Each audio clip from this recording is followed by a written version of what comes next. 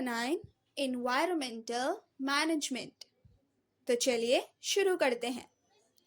Weather. Weather का मतलब है किसी जगह पर एक स्पेशल टाइम में एटमॉस्फेयर की क्या कंडीशन है।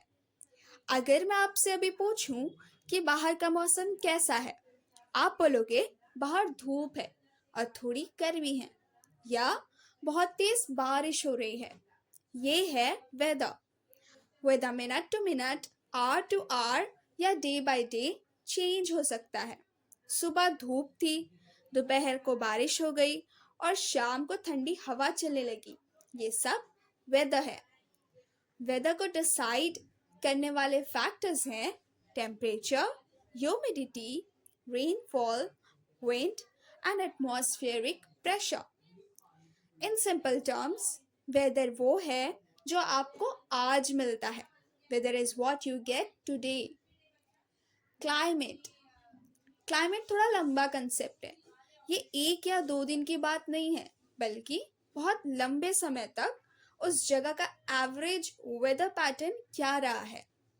अगर मैं आपसे पूछूं कि राजस्थान का क्लाइमेट कैसा है, आप बोलोगे वहाँ का क्लाइमेट गर्म और ड्राई है। और कश्मीर का क्लाइमेट, आप बोलोगे वहाँ का क्लाइमेट ठंडा है और बर्फ पड़ती है। राजस्थान में कल बारिश हो सकती है, ये उसका वेदर हुआ, लेकिन वो फिर भी गर्म और ड्राई क्लाइमेट वाला रीजन ही रहेगा। क्लाइमेट जल्दी नहीं बदल सकता, इसको बदलने में सालों लग जाते हैं। जब हम क्लाइमेट चेंज की बात करते हैं तो हम इसी लॉन्ग टर्म एवरेज पैटर्न की चेंजेस की बात करते हैं। इन सिंपल टर्म्स, क्लाइमेट वो है जिसकी आप उम्मीद करते हैं। Climate is what you expect. अब हम क्लाइमेट और वेदर का डिफरेंस समझते हैं। क्लाइमेट वो है जिसकी आप उम्मीद करते हैं और वेदर वो है जो आपको मिलता है। एग्जाम्पल, अगर आप मुंबई में रहते हैं, आप एक्सपेक्ट करते हैं कि जून में गर्मी ज़्यादा होगी और बहुत बारिश होगी। ये मुंबई का क्लाइमेट है। लेकिन अगर जून में कोई ऐसा दिन हो जब तेज़ धूप हो और बारिश न हो, ये उस दिन का वेदर है। Role of climate. क्लाइमेट सिर्फ गर्मी या ठंडी तक लिमिटेड नहीं है। ये हमारी लाइफ की हर छोटी बड़ी चीज़ को अफेक्ट करता है। आपका खाना पीना, कपड़े, घर का स्ट्रक्चर सब क्लाइमेट पर ही डिपेंड करता है।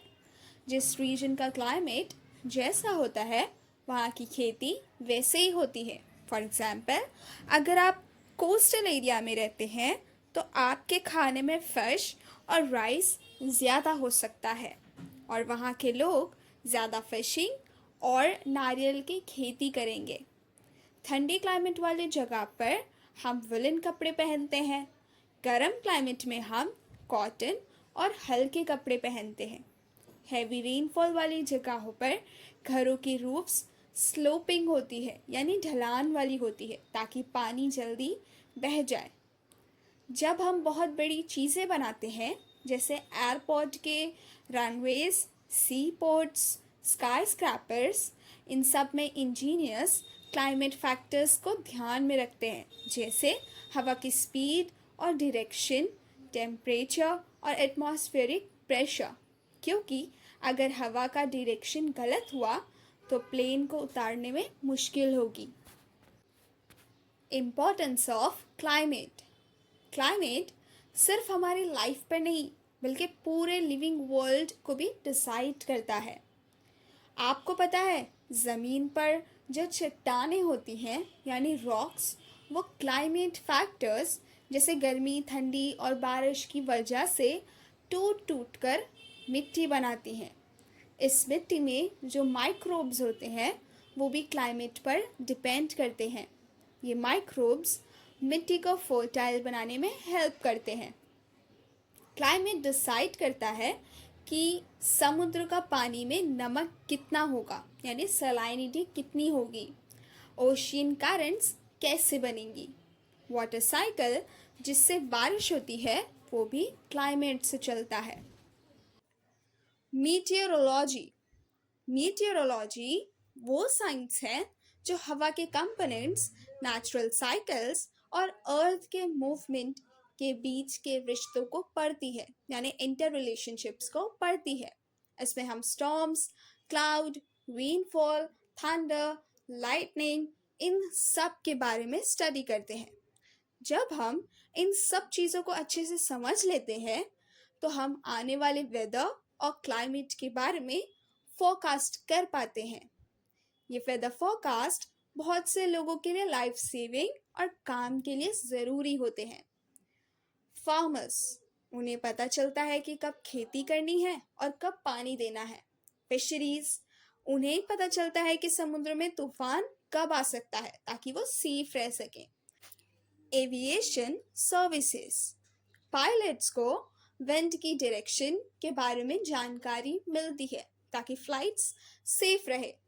कॉमन पीपल, हम भी जानते हैं कि कल बारिश होगी या गर्मी ताकि हम उसी हिसाब से प्लानिंग कर सकें। मीटियोरोलॉजी डिपार्टमेंट, हर कंट्री में एक मीटियोरोलॉजी डिपार्टमेंट होता है। ये लोग ऑब्जर्वेशंस बनाते हैं। वो मॉडर्न इंस्ट्रूमेंट्स और टेक्नोलॉजी का यूज़ करके क्लाइमेट वेरिएशंस को रिकॉर्ड और स्टडी करते हैं। पिछले सालों के डेटा को देखकर ये लोग फ्यूचर वेदर कंडीशंस का अंदाज़ा लगाते हैं, जो क्लाइमेट चेंज को समझने में बहुत हेल्पफुल होता है। वर्ल्ड मीटियोरोलॉजिकल ऑर्गेनाइजेशन, पूरी दुनिया में ये काम ठीक से हो इसके लिए यूएन ने 23 मार्च 1950 को वर्ल्ड मीटियोरोलॉजिकल ऑर्गेनाइजेशन की स्थापना की, यानी एस्टैब्लिश किया। इसका गोल क्या है? ये ऑर्गेनाइजेशन बहुत से इम्पोर्टेंट एरियाज में काम करती है। खेती के लिए मौसम की जानकारी देना, पानी का सही इस्तेमाल और बारिश का फोरकास्ट, ट्रैवल को सेफ बनाना, सही और फास्ट जानकारी लोगों तक पहुंचाना। तो नेक्स्ट टाइम जब आप वेदर फोरकास्ट देखें तो याद रखना कि इसके पीछे की बहुत बड़ी साइंस और बहुत से साइंटिस्ट की मेहनत लगी है। इंडियन मीटियोरोलॉजी डिपार्टमेंट, जिसे हम IMDb कहते हैं, ये हमारी कंट्री का वो डिपार्टमेंट है जो सारे वेदर और क्लाइमेट की जानकारी रखता है। इसकी फाउंडेशन ब्रिटिश लोगों ने 1875 में शिमला में की थी। आज इसका हेड ऑफिस हमारी कैपिटल न्यू दिल्ली में है। इसके बड़े बड़े रीजनल ऑफिसेस मुंबई, कोलकाता, चेन्नई, नागपुर, गुवाहाटी और न्यू दिल्ली में है ताकि पूरे कंट्री को कवर किया जा सके। IMD सिर्फ बारिश कब होगी ये नहीं बताता, इसके बहुत इम्पॉर्टेंट काम है। हर 24 आवर्स में 2 बार वेदर के मैप्स तैयार करना और पब्लिश करना, कम्युनिकेशन मीडिया के ज़रिए लोगों को वेदर फोरकास्ट देना। जब कोई नेचुरल कैलामिटी जैसे साइक्लोन, हेवी रेनफॉल या स्टॉर्म आने वाला हो तो उसकी वार्निंग लोगों तक तुरंत पहुंचाना। स्पेशल डिपार्टमेंट्स जैसे एविएशन, शिपिंग, एग्रीकल्चर और मरीन ऑयल एक्सप्लोरेशन को उनके काम से रिलेटेड ज़रूरी वेदर और क्लाइमेट की जानकारी देना। रेडार, सैटेलाइट और नए इंस्ट्रूमेंट्स का उपयोग करके यानी यूज़ करके वेदर और क्लाइमेट के बारे में रिसर्च करना, सैटेलाइट लॉन्च करना और उनसे आई इंफॉर्मेशन को स्टडी करना। हमारे देश की इकोनॉमी और खेती के लिए मॉनसून सबसे ज़रूरी है, इसलिए मॉनसून की प्रेडिक्शन करना बहुत बड़ा काम है। F. ब्लैनफोर्ड और सर गिलबर्ट वॉकर ने इंडिया में मॉनसून के बारे में सबसे पहले प्रेडिक्शंस करना शुरू किया था। 1990s में डॉक्टर वसंतराव गोवारिकर ने इंडिया के लिए एक ख़ास मॉनसून मॉडल बनाया। Types of monsoon models, 3 main तरह के मॉडल्स यूज़ होते हैं।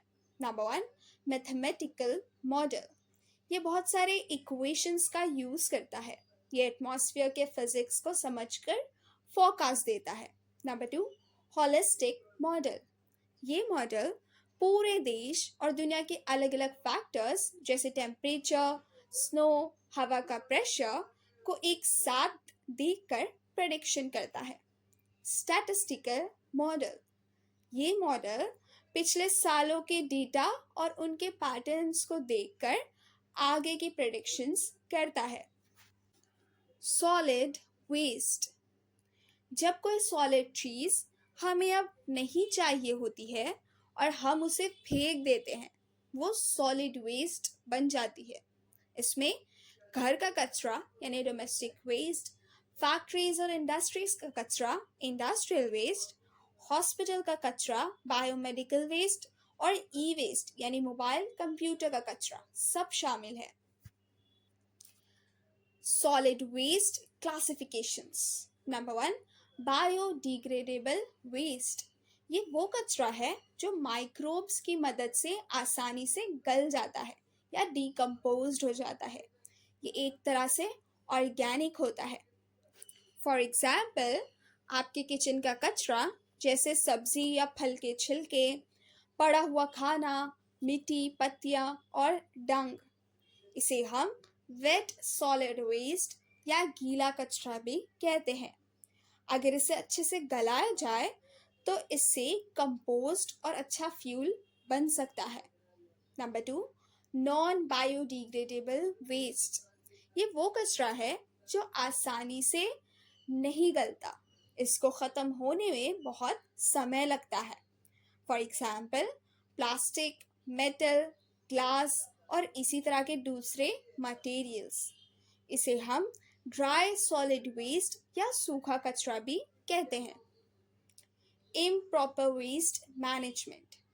अगर हम कचरे को सही तरीके से न संभालें तो इसके बहुत हार्मफुल इफ़ेक्ट्स हमारे एनवायरनमेंट और हमारी सेहत पर पड़ते हैं। Number 1, water pollution. जब हम कचरा डंपिंग साइट्स पर फेंक देते हैं तो बारिश या पानी की वजह से उस कचरे में से एक जहरीला पानी यानी टॉक्सिक वाटर निकलता है, जिसे लीचेट कहते हैं। ये टॉक्सिक वाटर ज़मीन में सीप होकर ग्राउंड वाटर और नदियों, झीलों के पानी में मिल जाता है। इससे पानी कंटामिनेट हो जाता है यानी गंदा हो जाता है। इस गंदे पानी में बीमारी फैलाने वाले जर्म्स यानी पैथोजेनिक ऑर्गेनिजम्स होते हैं जो हैजार्डियस डिसीजेस फैला सकते हैं। Number 2, air pollution. कचरा जब एक जगह इकट्ठा होता है और गलता है यानी डिकम्पोज होता है तो उसमें से जहरीली गैस निकलने लगती है, जैसे हाइड्रोजन सल्फाइड और मीथेन। अगर हम कचरे को बर्न करते हैं तो और भी जहरीली और हार्मफुल गैसेस निकलकर हवा को गंदी करती हैं। कचरे के बड़े ढेर से ऐसी गंदी और बुरी बदबू आती है कि उस एरिया में रहना मुश्किल हो जाता है। Number 3, spread of diseases. कचरे के ढेर बीमारी फैलाने वाले इंसेक्ट्स और चूहे मक्खियों का घर बन जाते हैं। इनकी वजह से टाइफाइड, कॉलेरा, डायरिया जैसी इन्फेक्टियस डिसीजेस उस एरिया में तेज़ी से फैलती हैं। नंबर 4, बायोडाइवर्सिटी पर असर। जब लोग कचरा कहीं भी फेंक देते हैं तो उस जगह की नेचुरल ब्यूटी खराब हो जाती है और जगह गंदी लगती है। माइग्रेटरी बर्ड्स और यहाँ तक कि उस जगह की रेसिडेंट बर्ड स्पीशीज भी उस बदबू और पॉल्यूशन की वजह से वो जगह छोड़कर दूर जाते हैं यानी माइग्रेट हो जाते हैं। इससे बायोडाइवर्सिटी पर बुरा असर पड़ता है। इसलिए सॉलिड वेस्ट मैनेजमेंट बहुत ज़रूरी है। Different types of waste and their effects. Number 1, domestic waste. ये वो कचरा है जो हमारे घर से निकलता है, जैसे बचा हुआ खाना, सब्जी और फलों के छिलके एक्सेट्रा। ये ज़्यादातर बायोडिग्रेडेबल होता है, इसलिए ये गलकर मैन्योर बन सकता है यानी खाद बन सकता है। अगर इसे कहीं भी फेंक दिया जाए तो इससे बदबू आती है और फ्लाइज, फंगाई और दूसरे जर्म्स पैदा होते हैं। इसकी वजह से बीमारियां फैल सकती हैं और आसपास का माहौल गंदा हो जाता है। Number 2, radioactive waste. ये न्यूक्लियर पावर प्लांट्स और रिसर्च लैब से निकलने वाला रेडियो एक्टिव मटीरियल होता है। ये सबसे खतरनाक होता है। यह हमारे सेल्स और डीएनए को डैमेज करता है। इससे हमारे जेनेटिक मटेरियल में अचानक और बड़े बदलाव आते हैं, जिसका नुकसान हमारी आने वाली फ्यूचर जनरेशन्स को भी हो सकता है। Number 3, biomedical waste. यह हॉस्पिटल्स, क्लिनिक्स और डिस्पेंसरीज से निकलता है। For example, bandages, cottons, injection की सुई एक्सेट्रा। इसमें खून, पस और जर्म्स होते हैं, इसलिए यह बहुत डेंजरस होता है। गलती से फेंकी हुई नीडल्स का गलत इस्तेमाल हो सकता है और उनकी वजह से एड्स या हेपेटाइटिस बी जैसी खतरनाक बीमारियां फैल सकती हैं। इस कचरे को पूरी यानी अटमोस्ट केयर के साथ जलाकर या स्पेशली डिस्पोज करना चाहिए।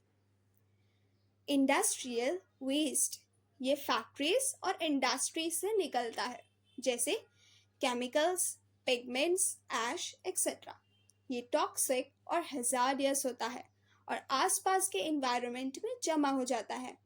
इस जहरीलेपन से पौधे और जानवर नष्ट हो जाते हैं, यानी फ्लोरा और फौना नष्ट हो जाते हैं। Urban waste. ये शहरों और बड़े अर्बन एरिया से निकलता है, जैसे ग्लास, रबर और सबसे ज़्यादा प्लास्टिक कैरी बैग्स। शहरों में लोग लापरवाही से प्लास्टिक बैग्स और ग्लास कहीं भी फेंक देते हैं। ये कचरा नॉन बायोडिग्रेडेबल होता है, इसलिए ये इन्वायरमेंट में बढ़ता जाता है और शहर को गंदा करता है। ई वेस्ट। जब हमारे पुराने इलेक्ट्रॉनिक गैजेट्स जैसे computer, mobile phones, TV sets खराब हो जाते हैं तो वो ई वेस्ट बन जाते हैं। ये भी हैजार्डियस होता है क्योंकि इसमें लीड, मर्क्यूरी, कैडमियम जैसे कई टॉक्सिक और हेवी मेटल्स होते हैं। ये हेवी मेटल्स भी नॉन बायोडिग्रेडेबल हैं और लंबे समय तक एनवायरनमेंट और मिट्टी में जमा रहते हैं। ई वेस्ट को जलाना या ज़मीन में दफनाना यानी लैंड फिलिंग बहुत खतरनाक होता है, इसलिए इसका डिस्पोज करना बहुत मुश्किल है। तो देखा आपने, कचरा एक सिंपल प्रॉब्लम नहीं है, बल्कि अलग अलग तरह के कचरे के अलग अलग सीरियस नुकसान हैं। इसलिए हमें कचरा कम करने और उसे सही से मैनेज करने की ज़रूरत है। Principles of solid waste management. कचरे को हैंडल करने का सबसे अच्छा तरीका है उसकी क्वांटिटी को कम करना। इसके लिए हम आर प्रिंसिपल्स का यूज़ करते हैं। रिड्यूस। सबसे पहले कचरा पैदा ही कम करो, ज़रूरत से ज़्यादा चीज़ें मत खरीदो। रीयूज़। चीज़ों को फेंकने के बजाय दोबारा यूज़ करो, जैसे प्लास्टिक के कंटेनर्स को स्टोरेज के लिए यूज़ करना। रिसाइकल। पुरानी चीज़ों जैसे पेपर, प्लास्टिक, मेटल को फैक्ट्री में भेजकर उनसे नए प्रोडक्ट्स बनाना। रेफ्यूज़। ऐसी चीज़ों को लेने से मना करो जिनकी आपको ज़रूरत नहीं है और जो कचरा बनेंगी। रीथिंक। अपनी आदत और लाइफस्टाइल के बारे में सोचो कि कैसे आप कचरा कम कर सकते हैं। क्या पेपर कप की जगह खुद का मग ले जा सकते हैं? Research and regulate. नए तरीकों पर रिसर्च करना कि कचरों को कैसे अच्छे से हैंडल किया जा सकता है और सरकार का रूल्स बनाना। Public awareness. लोगों को इस बारे में जानकारी देना। अलग अलग कचरे को डिकम्पोज होने में अलग अलग समय लगता है। जितना ज़्यादा समय लगेगा उतना ही इन्वायरमेंट को ज़्यादा नुकसान होगा। डिज़ास्टर। डिज़ास्टर का मतलब है अचानक आने वाली कोई बड़ी घटना जिससे जान और माल का बहुत नुकसान होता है। Types of disaster. Natural disaster nature की वजह से आते हैं, जैसे अर्थक्वेक्स, फ्लड्स, थंडरबोल्ट्स या लाइटनिंग और सुनामी। मैन मेड डिज़ास्टर जो इंसानों की गलतियों से होते हैं, जैसे एक्सीडेंट्स, बॉम्ब एक्सप्लोजन्स, फायर या industrial chemical accidents. Disaster management. Disaster management का मतलब है किसी भी डिजास्टर से पहले, उसके दौरान और उसके बाद एक ऑर्गेनाइज्ड तरीके से काम करना ताकि नुकसान कम हो। इसमें ये मेन फैक्टर्स शामिल हैं। Prevention of losses. सबसे पहले काम है खतरे और नुकसान को होने से रोकना या कम करना। Giving warnings. डिजास्टर आने से पहले ही वार्निंग्स देकर लोगों को तैयार करना। Immediate action. डिजास्टर के दौरान बिना देरी के तुरंत एक्शन लेना। Providing relief. नुकसान को कम करते हुए अफेक्टेड लोगों को रिलीफ और मदद पहुंचाना। Assessment of damages. ये पता लगाना कि कितना नुकसान हुआ है और डिजास्टर कितना तेज था। Rescue work. लोगों को रेस्क्यू और मेडिकल हेल्प के लिए अरेंजमेंट्स करना। रीबिल्डिंग। जब डिजास्टर खत्म हो जाए तो इस एरिया को दोबारा रीबिल्ड और लोगों की जिंदगी वापस सेट करना यानी रिहैबिलिटेशन करना। First aid. फर्स्ट एड वो तुरंत मदद है जो किसी इंजर्ड पर्सन को हॉस्पिटल ले जाने से पहले दी जाती है। जान बचाना, सेहत को और ज़्यादा ख़राब होने से रोकना और इलाज शुरू करना फर्स्ट एड का मेन ऑब्जेक्टिव है। Basic principles of first aid. First aid के 3 सबसे इम्पॉर्टेंट प्रिंसिपल्स हैं जिन्हें हम ABC कहते हैं, जो किसी की लाइफ बचा सकते हैं। ए, एयरवे। अगर विक्टिम को सांस लेने में तकलीफ हो तो उसका सर थोड़ा पीछे की तरफ झुकाओ या चिन ऊपर उठाओ ताकि सांस की नली खुल जाए। B, breathing. अगर सांस रुक गई हो तो mouth to mouth artificial ventilation से सांस दो। C, circulation. अगर सांस देने के बाद भी पर्सन बेहोश हो तो छाती पर जोर से दबाओ यानी चेस्ट कंप्रेशन दो, जिसे CPR कहते हैं। ये ब्लड सर्कुलेशन को नॉर्मल करने में मदद करता है। ये एक्शन 15 बार रिपीट करते हैं। Bleeding. Other first aid actions में आता है ब्लीडिंग। वुंड पर एंटीसेप्टिक पैड रखो और जोर से दबाओ यानी प्रेशर अप्लाई करो ताकि खून बहना बंद हो जाए। फ्रैक्चर। टूटे हुए हिस्से को हिलाओ मत। जो भी अवेलेबल हो, लकड़ी की रॉड या स्केल, उसकी मदद से उसे सपोर्ट देकर बांध दो। अगर रीढ़ की हड्डी यानी वर्टिब्रल कॉलम पर चोट है तो पेशेंट को बिल्कुल सीधा और फर्म स्ट्रेचर पर रखो और हिलाओ मत। Rice remedy. अगर चोट आई हो जैसे स्प्रेन, ट्विस्ट या कंट्यूजन यानी तेज चोट, तो तुरंत राइस मेथड यूज करना चाहिए। आर यानी रेस्ट। जिस हिस्से में चोट लगी है उसे बिल्कुल आराम दो और हिलाओ मत। आई यानी आइस। चोट पर बर्फ लगाओ। बर्फ सूजन और दर्द को कम करती है। सी, कंप्रेशन। चोट वाले हिस्से पर हल्का दबाव डालने के लिए बैंडेज या कपड़ा बांधो, ज़्यादा टाइट नहीं, इससे सूजन और खून का बहाव रुकता है। ई, एलिवेट। चोट वाले हिस्से को दिल के लेवल से थोड़ा ऊपर उठाकर रखो, इससे उस एरिया में ब्लड सर्कुलेशन कम होता है और सूजन भी कम होती है। ट्रांसपोर्ट ऑफ विक्टिम्स और पेशेंट्स। जब घायल पर्सन को फर्स्ट एड दे दी जाती है तो उसे हॉस्पिटल ले जाना बहुत ज़रूरी होता है। कुछ कॉमन तरीके हैं। नंबर 1, क्रैडल मेथड यानी गोदी उठाना। पिगी बैंक, पीठ पर उठाना। ह्यूमन क्रच, इंसान का सहारा। लिफ्टिंग मेथड, जब एक या दो लोग मिलकर उठाते हैं। 4 हैंड चेयर, चारों हाथों की चेयर, यानी जब दो लोग अपने चारों हाथों को जोड़कर एक चेयर जैसा बनाते हैं और घायल को उस पर बिठाते हैं।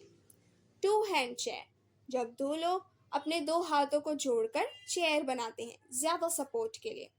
स्ट्रेचर, जब चोट गंभीर हो यानी ज़्यादा हो, जैसे फ्रैक्चर या पर्सन बेहोश हो, तो सबसे बेस्ट और सेफ तरीका है स्ट्रेचर का इस्तेमाल करना।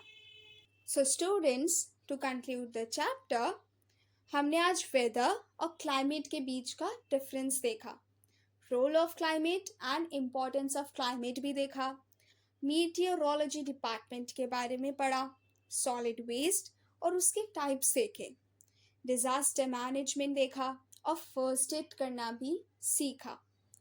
तो स्टूडेंट्स, ये चैप्टर सिर्फ साइंस नहीं बल्कि हमारी रियल लाइफ के लिए भी बहुत ज़रूरी है।